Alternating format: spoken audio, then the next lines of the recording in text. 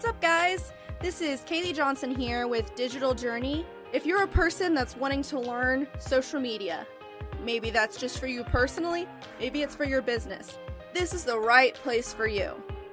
Hi everyone, I want to welcome Nancy Zare to the show. She is a certified sales trainer, and Nancy is the creator of a likability system. So she reveals how buyers buy from service-based professionals so that they can turn more of their prospects into clients and get to choose who they work with. Nancy earned her master's and doctorate from Boston College and is a former professor of social work. She's the author of 6 books, including an Amazon International bestseller. Nancy, thank you so much for coming on. Oh, Kaylee, it's my pleasure. Thank you for inviting me. So how about you just go ahead and tell us a little bit about yourself, how you got into the world of communication and into coaching? It actually started from birth. I have been a psychologist since I was born. I was always interested in human behavior, and my family of origin had plenty of human behavior for me to observe. My parents, unfortunately, had a very stormy marriage, and I wanted to help them. So around the age of 10, I actually sat them down. I had seen something on TV that gave me the inspiration, and I basically, at the end of this conversation, was able to translate and help my parents communicate with each other better.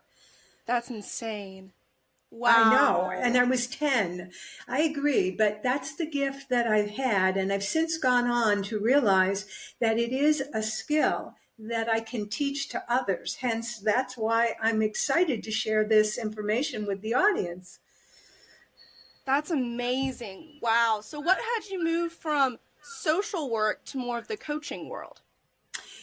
I'm really glad you asked that question. You see, the government paid for my graduate studies. They paid for me to learn how to implement mental health services in the workplace, which of course was a great, combination for me.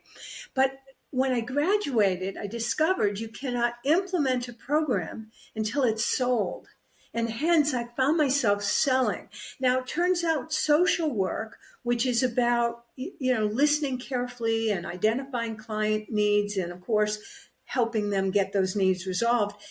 Guess what? Selling is just like social work. Okay, that makes sense. Yeah. Wow, okay. Well, I'm super excited to hear about all of your expertise in this area, and I'm really excited to get this going. So being a certified sales trainer, I'm sure you work a lot with communication and teaching other people that. What do you think is one of the top things that's needed to be a good communicator? That's a great question. The answer that comes immediately to mind is the fact that we have 2 ears and 1 mouth, and we need to use them in that proportion. And I know people have heard that before, but I want to emphasize that listening requires work. Active listening actually raises the body's temperature. You might even sweat a little bit when you're actively listening because you're not just hearing the words somebody's using. You're going beyond the words and you're hearing the message. And in some cases, the message is a content, and it also is an emotion. So you want to pick up on both parts of the communication, what the person's saying in terms of content, but also the emotional feeling that's coming from that individual. Hence, I'd have to say that listening is one of the most underrated skills, but one of the best skills that you can develop to be successful in selling. That's so good. And I think that's definitely something a lot of people think about. They think when you sell to people, you talk and you have to convince them of things, but you need to hear what they're needing and what they're wanting and see if your program or your product's the right fit for them. So As you probably know, Digital Journey works a whole lot with social media, and it can be a lot more difficult to listen in the social media world versus face-to-face and in person. What are some tips you have for being a good listener when doing social media?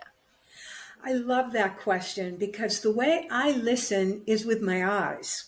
Now, of course, that sounds ridiculous, right? We see things with our eyes, we listen with our ears, but when you are on social media, it's mostly the input. It tends to be a lot of written things as well as pictures. Well, there's a lot you can learn with your eyes, by listening, by looking closely at the photos that are posted, as well as the content again. Now, I happen to be called the sales whisperer or the LinkedIn whisperer because of the fact that I'm able to teach you the skill of looking at somebody's post and identifying what their personality style, or what I call the buying style, is through that photo and through the words. And there are actually four styles. Most people are familiar with the fact: birds, animals, disc, Myers-Briggs, Yes. just to name a few of those systems. Sounds like you've had a few, right? Yes, yes. Yeah. And most of them require some sort of test, like the individual has to fill out a form, and then there's an analysis and you find out what your style is. Well, I actually teach my clients, and I can teach you very quickly, to look at somebody's photo and identify their style. They don't even have to say a word. And again, if you're listening closely, you know what it is that person values in the way that they've just presented themselves through their photo. That's insane. That's so crazy because especially when you get into people doing a lot of headshots and stock things like that. That's really cool that you can do that. It's just does headshots and things make it more difficult? I'm glad you asked that, because as it turns out, I mean, if they're using AI and they've distorted their photo, even that is a clue about their style, why they've chosen to use AI. For example, some people will put up cartoony type photos of themselves. You're smiling. Have you ever done that yourself, Kaylee? I've never done it, but I've seen it with multiple people. Yeah, yeah. Well, but think about it. The person who is actually doing that, there's probably a motivation underneath. And remember, I'm a psychologist, hence the motivation underneath is why I can figure out what people's style they are.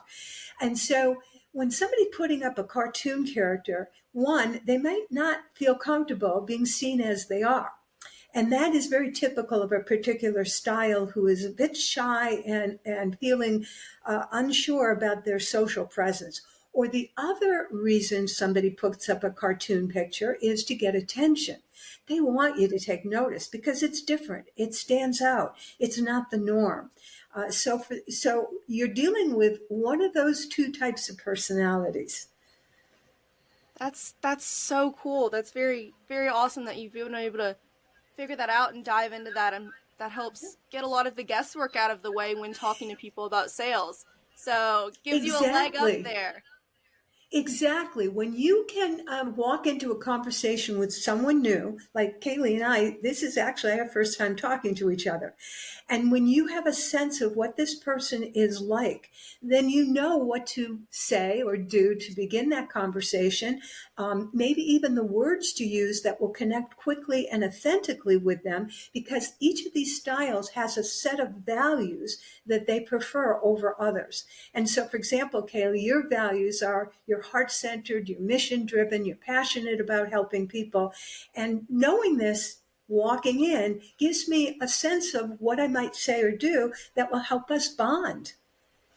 That's so awesome. And that's where part of your psychology aspect comes in, which is so amazing that throughout your whole journey, all of that's culminated together now to put you in this incredible position. That's awesome. I really want to emphasize the fact that it is a skill, because I and many others teach you how to read how to read personality style so that you get that competitive edge. I'm sure. I mean, that sounds really, really valuable. Just so that person. One thing we focus a lot about at Digital Journey is authenticity. And when Yes. you're selling a product, we want to sell it because we care about that person and we think it's best for them, not just because we want to make a profit. So being able to enter into a conversation with someone, knowing I care for you as a person, is huge. That's so big. Yeah, and again, because your style, this is a big value that definitely resonates with you. But I want to share with you and share with the audience that not everybody is wired the same way. And so while that is your primary value, and it actually is mine too, I share that with you, not everybody is approaching the sales conversation with the same motive or the same value. Absolutely. Some people, it's efficiency. You Hmm. know what I have in mind? I need a service. I need this product. Let's get it done. Let's go. And then maybe we can chit chat and get to know each other. Other people, it's like, I'm the tire kicker. I've got to get more information. I need to get the data. I need to get the statistics. I need to see the big picture before I could go forward and so forth. So there are different values when people are in a sales conversation.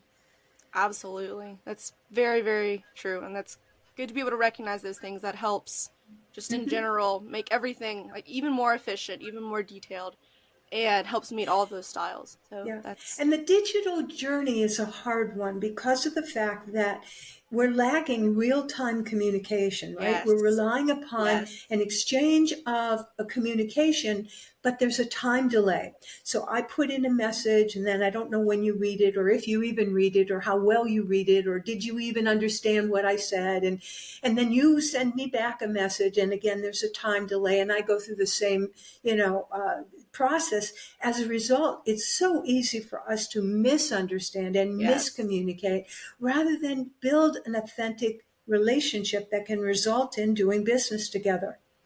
And even the fact of taking out body language and being able to read Mm, facial expressions, and people communicate differently with different words. So whereas I might read something I send you as positive, you might take it as something negative. And that's also working on that whole communication aspect and figuring out what that person's type of personality is and how might they yes. take that because of that. You're so on target, Kaylee, with those remarks, and I know other people are thinking the same thing.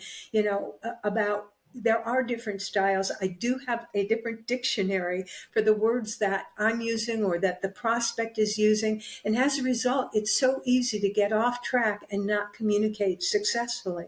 In fact, we need to applaud ourselves when it works. Yes, definitely, definitely. That's one of the reasons I a lot of time encourage people just hop on a Zoom call or Yeah. some kind of video chat because even though it can seem like it's taking more time out of your day, it's really not. Because instead of sitting down and crafting out messages and figuring out is this being understood and then waiting for a reply, you can accomplish so much more on a video than you can when trying to communicate sales to someone through messaging. And then you also And have that being able to see the person and see you can see the wheels turning in their head more and you can tell, oh, they didn't quite understand what I said there, let me rephrase that. That's so true. And, the fact that somebody then looks up, pauses, is trying to find the right word is so different than the fact that they deleted something, rewrote it, and eventually hit send. You have Very no true. clue about what was going in their minds. And so all we have to do, of course, is to see the message. So you're right, Kaylee, we need to get people on real time conversations, whether on the phone or face to face, because this makes a huge difference in our ability to communicate effectively. Absolutely. What are some specific do's or don'ts you have when messaging someone to try to make sure communication is clear that way? Do you have some things you're like absolutely never do this or phrasing things this way is better? I'm There are three principles that set me apart from other people who might help with sales communication. The first principle is to always ask for permission. And so even when somebody has looked at my post and I noticed it or they commented or whatever, I will then message them. I'm using digital messaging, right? I message them, but I ask for permission. Would it be okay if we connected? And so I'd recommend asking for permission. So before you do anything, and we need to ask for permission throughout our communication with people. And once we get it, hallelujah, you can rest assured that you are not annoying or bothering them, that you are Yes. not kind of that. And my clients are always worried that they don't want to be pushy, aggressive, and sales. Right. That So makes yeah, makes sense. And so I'll just briefly say the other two principles because I'm sure the audience is saying, "What? Wait, you said yes, three and yes. you We only want to gave know. one." We want to know. I know. So the other two are do not speak with a script. Do not text with scripts. Let your natural, authentic self come forward. Because when something sounds like it's been memorized, it comes across as salesy. And the last thing, and by the way, now it comes across as AI. Like, okay, so you Yes. have a robot who is automating your messaging, and that doesn't work either. And the last principle is to adjust what you say to match the prospect's buying style, their personality. And, when you, again, speak the values that we talked about of the other person, they're going to relax and feel like you get me, we're alike. Hence, that's why I call it a like ability system. We're going to feel alike, and now we can do business together. That makes so much sense, and that takes a lot of the pressure off sales. And I Yeah. love what you said about it gives you permission to have that conversation, because we can be so timid in the social media world of, oh, I want to reach out to them because I think my product might help them, but I don't want it to be seen as pushy or rude. And so just asking that question and saying, is it all right if we connect, or is it all right if I share with you this? Or something I like to do is, if I have a question, even, is it okay if I ask you a question? Because Oh, then I at that love it. point, they want the question. And Yeah. they're not like, oh my goodness, this person's annoying me so much. So Yeah. I think that's very key and very important when messaging people through social And I media. think too many of us have experienced, we've been on the receiving end of getting what's called that pitch slap, Yes. where we've accepted a connection, or maybe we haven't even accepted a connection, because I get stuff in my inbox, from people who immediately are sell, sell, sell. You need a website, you need whatever, because I'm in business, I need these things. Well, I may be very happy with what I already have, or, I have found a workaround. I don't know, but don't assume I need something and then want to sell me. Oh, and then the excuse comes back. Well, I was just educating you. Oh, I hate that. It's so annoying. It's It like, is. well, I didn't ask for you to educate me. I wanted to connect, but I didn't ask for you to be that pushy. I know, and especially people who sell healthcare products. And I, by the way, am into natural healthcare products, etc. But they always assume, oh, but you've got to have my potion or lotion because you've got skin, you breathe, you've got digestion. I mean, etc.